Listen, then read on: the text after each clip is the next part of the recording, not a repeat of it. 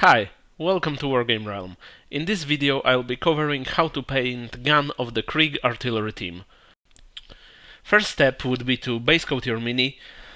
I prefer to use MiG one-shot primer black through airbrush, but you can use anything you want. It can be done by brush, it can be done by spray.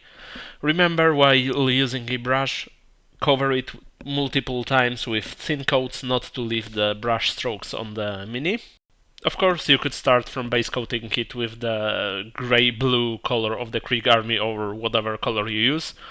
I prefer to have the first layer of the dedicated primer because later it keeps the paint better on the mini and there are less scratches and stuff like that. In bigger minis that have a lot of places that are hard to reach when glued to base, I prefer to paint them before gluing them to base. Of course, I cover with the base coat all of the pieces that I use for other guns. Okay, so the base color after the base coat would be Luftwaffe Second World War uniform from Vallejo. I again apply it with airbrush. You easily can do it by brush, of course using 2 to 3 thin down coats to provide even coverage. There's a bit of time advantage thanks to airbrush because you just apply 1 to 2 coats and they dry very fast, but still brush is doable whatever you want. If I wouldn't have access to airbrush, I would still do it with normal brush. Additional little advantage of the first black layer, you don't need to be very careful about your paint, especially when painting darker minis, because the black parts will stay in the recesses, creating shadows. If you would use lighter base coat, it would show on the mini. Okay, so the last layer is the blue-gray from Vallejo. I just airbrush it like on the most exposed parts and at the, I don't know, 45 degree angle just to cover the top parts of the mini and to create the shadow on the underhangs of the part. If you don't have an airbrush, just use large dry brush and with a little paint on the left on the brush, just dry brush whole mini, mostly the top parts, and it will give you similar effect, and after weathering it will be almost the same. So, the next step would be to add some visual interest to the flat places of the gun shield. I will add a white stripe to one of the gun shields on the gun. So using Tamiya masking tape, I mask out the shape that I want to have. Here it will be like long white stripe along the left gun shield. When I cover it, I paint a layer of gray Vallejo gray surface primer to give it a, maybe not a darker, but some base coat over the gray blue. And after that I use white primer to gradually highlight it to the top of the gun shield so it matches the base color. After removing the masking tape, I prepare for applying the decals. You could apply gloss varnish underneath it, but for me the decal softener is enough. So I pick few of them to make the gun more interesting, and I dip them in the small container with water so they release from the paper. It might take some time, but when they're free you can pick them up with whatever tool you want. I'm using the hobby knife. So pick the place where you want to have it, have some kind of, I don't know, cotton swab or paper towel handy to dry the water out from underneath it when you place it in correct place.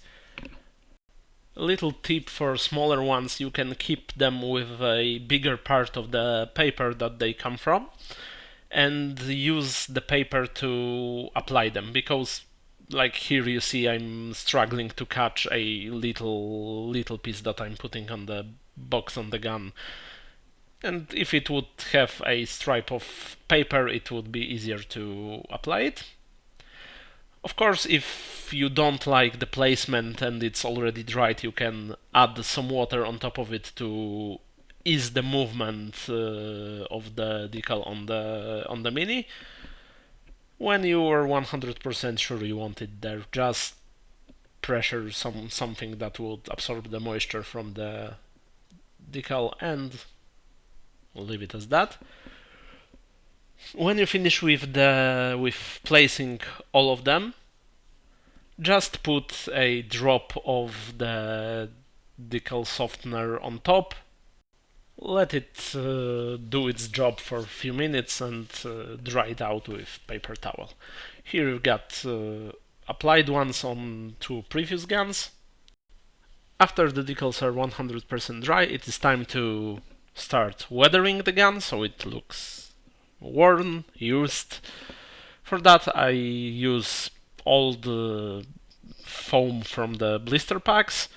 I tear it apart. You can use special brushes for that. You can use the stippling. As a first layer of the weathering, I use the first layer of the mini that I painted, so in this case is Luftwaffe Uniform. I just dab it all around the mini so the little specks of paint stays on the exposed layers of the gun. As a second layer, I use Rhinox hide to represent the already chipped and bit rusting places.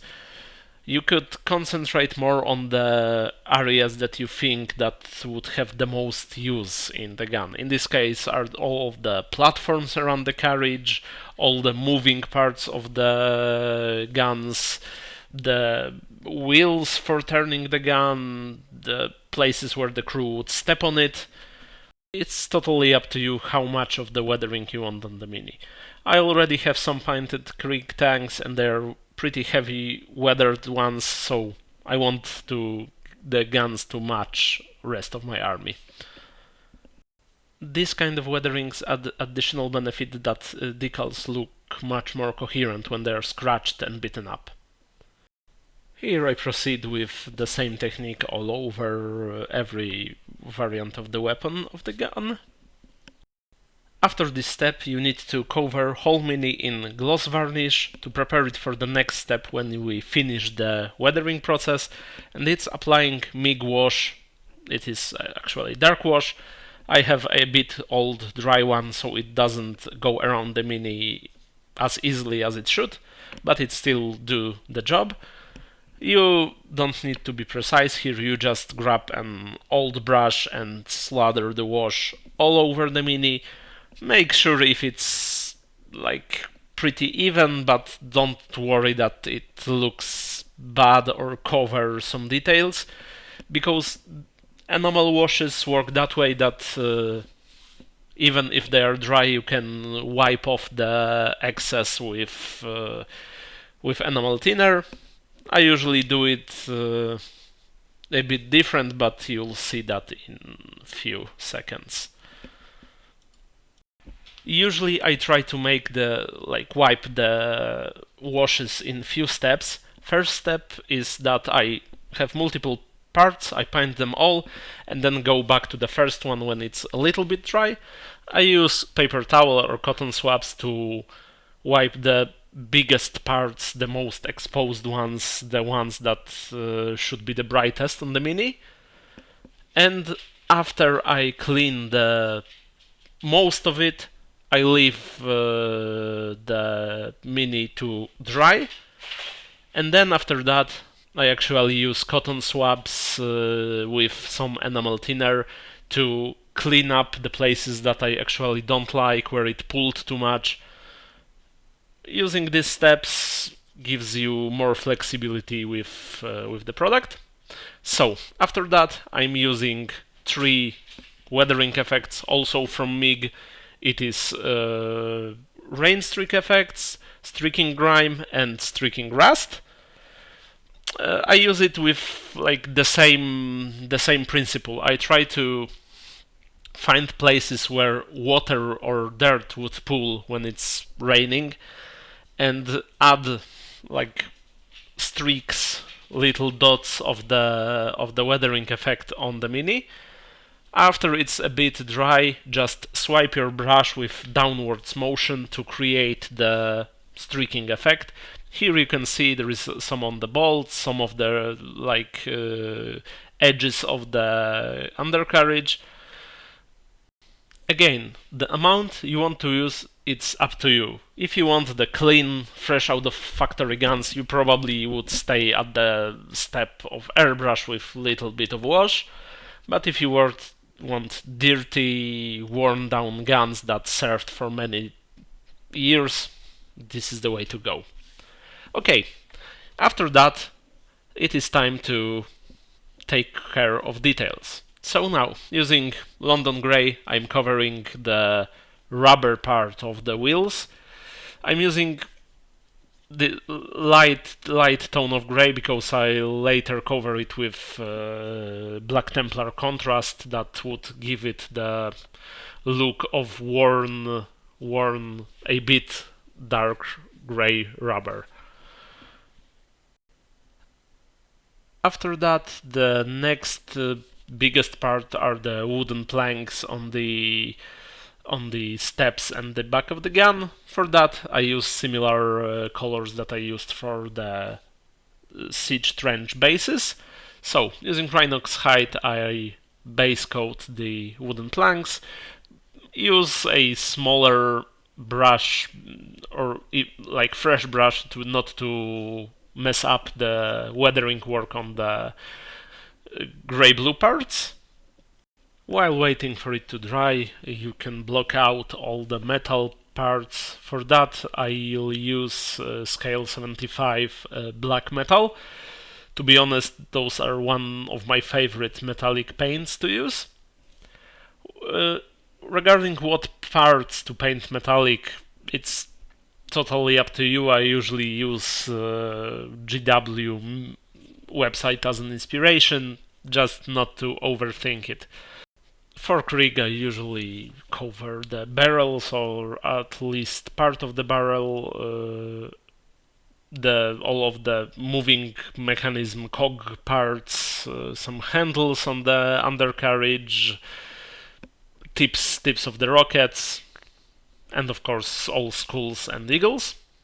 Next step will be to cover the rope between the wooden blocks with Wraithbone.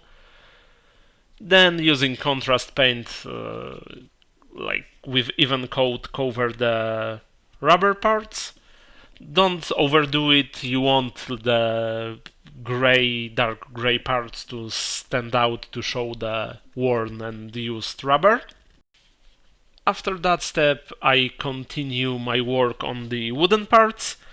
As in the basing tutorial, the first highlight of the wood parts is Mournfang brown. Using dry brush, just wipe most of the paint and go perpendicular to the wood grains to leave most of the part on them.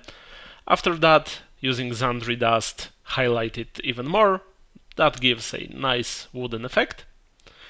Next step would be a dry brush of metallic parts. Again, scale 75, in this case it is heavy metal.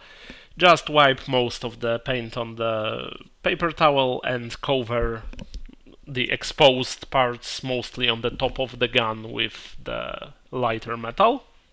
And after that, using Nuln Oil, it's nice to add some definition to the metal parts. So apply it, not very heavy, but like in all the edges, recesses of the metal parts on the eagles, so the metal doesn't look that bland.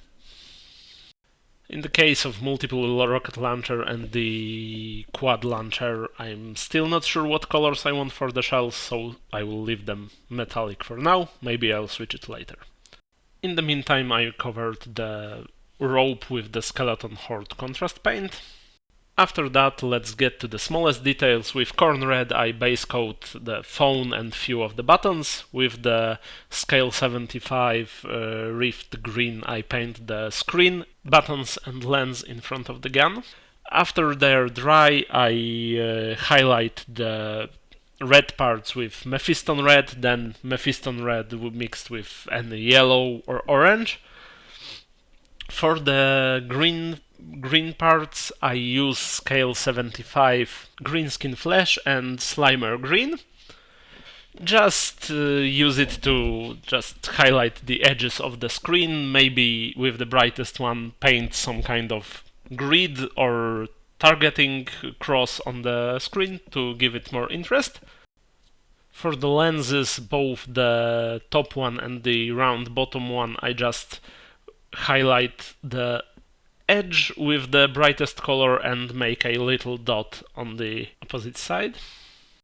After that, I'll base coat the poster on the second gun shield inside the gun with Wraithbone to give it like parchment look. While it's drying, also I'll use Ushabti bone to dry brush the rope in front of the gun to bring out more details.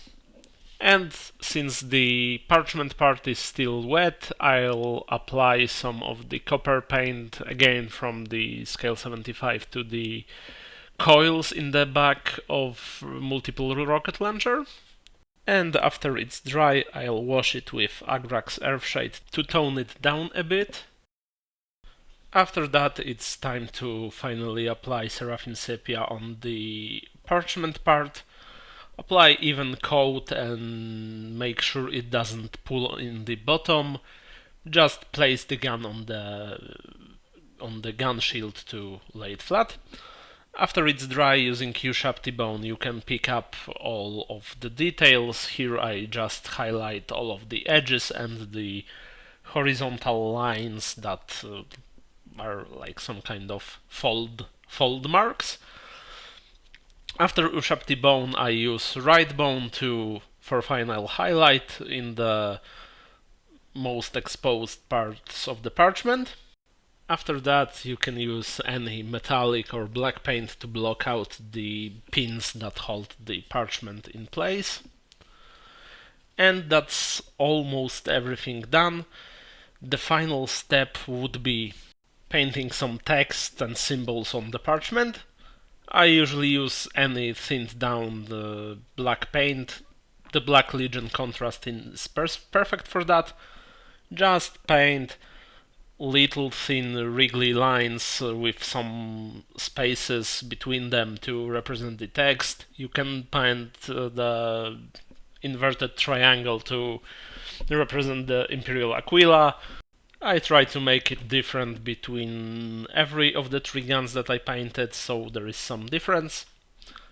Here is the gun number 1 finished. Still, for the remaining guns I need to finish the bases, and for all of them the crew. But the crew will be part of the next tutorial where I'll show how to paint Krieg infantry, so see you in the next video.